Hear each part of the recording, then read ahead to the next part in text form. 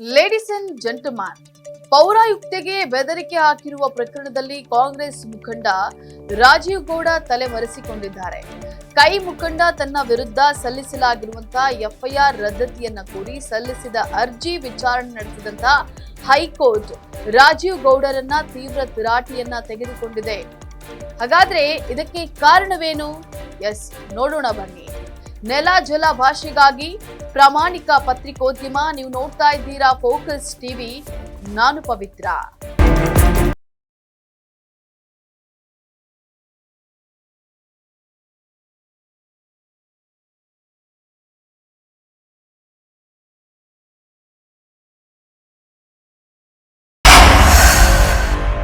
ಚಿಕ್ಕಬಳ್ಳಾಪುರ ಜಿಲ್ಲೆಯ ಶಿಡ್ಲಘಟ್ಟ ನಗರಸಭೆ ವ್ಯಾಪ್ತಿಯಲ್ಲಿ ಜಮೀರ್ ಪುತ್ರ ಹಾಗೂ ಜೈದ್ ಖಾನ್ ನಟನೆಯ ಕಲ್ಟ್ ಚಿತ್ರದ ಪ್ರಚಾರ ಬ್ಯಾನರ್ ಹರಿದು ದಾರಿ ಹೋಕರಿಗೆ ಅಡ್ಡಿಯಾಗ್ತಾ ಇತ್ತು ಅನ್ನೋದನ್ನ ಕಂಡಂತಹ ಆಯುಕ್ತೆ ಅಮೃತಾ ಗೌಡ ಅದನ್ನ ತೆಗೆಸಿ ಕಚೇರಿಯಲ್ಲಿ ಇರಿಸಿದ್ರು.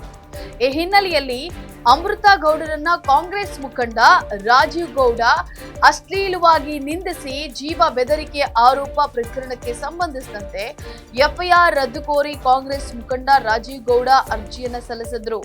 ಕಾಂಗ್ರೆಸ್ ಮುಖಂಡನ ಪರವಾಗಿ ಹಿರಿಯ ವಕೀಲ ವಿವೇಕ್ ರೆಡ್ಡಿ ವಾದವನ್ನ ಮಂಡಿಸಿದ್ರು. ಫೋನ್ ಮೂಲಕ ಆಡಿದಂತಹ ಮಾತಿಗೆ ಮಾಧ್ಯಮದಲ್ಲೇ ಕ್ಷಮೆ ಕೇಳಿದ್ದಾರೆ. ಬಿಎನ್ಎಸ್ ಸೆಕ್ಷನ್ 132 ಈ ಕೇಸಿನಲ್ಲಿ ಅನ್ವಯಿಸುವುದಿಲ್ಲ. ಸಾರ್ವಜನಿಕವಾಗಿ ಕ್ಷಮೆ ಕೇಳಲು ರಾಜೀವ್ ಗೌಡ ಸಿದ್ಧರಿದ್ದಾರೆ. ತನಿಖೆಗೆ ಸಹಕರಿಸಲು ಸಿದ್ಧರಿರೋದ್ರಿಂದ ರಕ್ಷಣೆಗೆ ಮನವಿ ಮಾಡಲಾಗಿದೆ ಎಂದು ವಕೀಲರು ತಿಳಿಸಿದ್ದಾರೆ.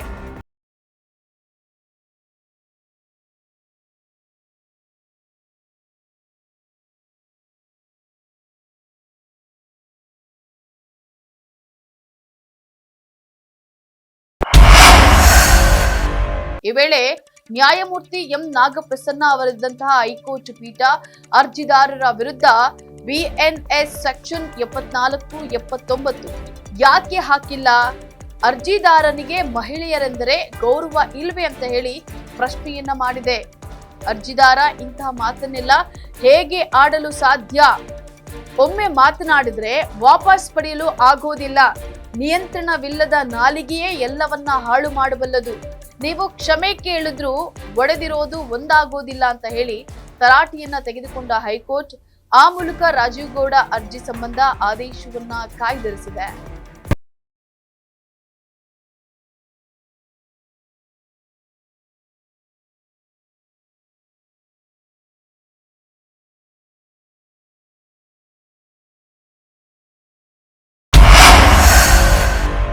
ರಾಜೀವ್ ಗೌಡ ವಿರುದ್ಧ ಶಿಡ್ಲಘಟ್ಟ ಟೌನ್ ಪೊಲೀಸ್ ಠಾಣೆಯಲ್ಲಿ 2 ಎಫ್ಐಆರ್ ದಾಖಲಾಗಿವೆ. ಒಂದು ನಗರಸಭೆ ಪೌರಾಯುಕ್ತೆ ಅಮೃತ ಗೌಡ ನೀಡಿದ ದೂರು, ಮತ್ತೊಂದು ಶಾಸಕ ರವಿಕುಮಾರ್ ಪರ ಜೆಡಿಎಸ್ ಕೊಟ್ಟಂತಹ ದೂರು.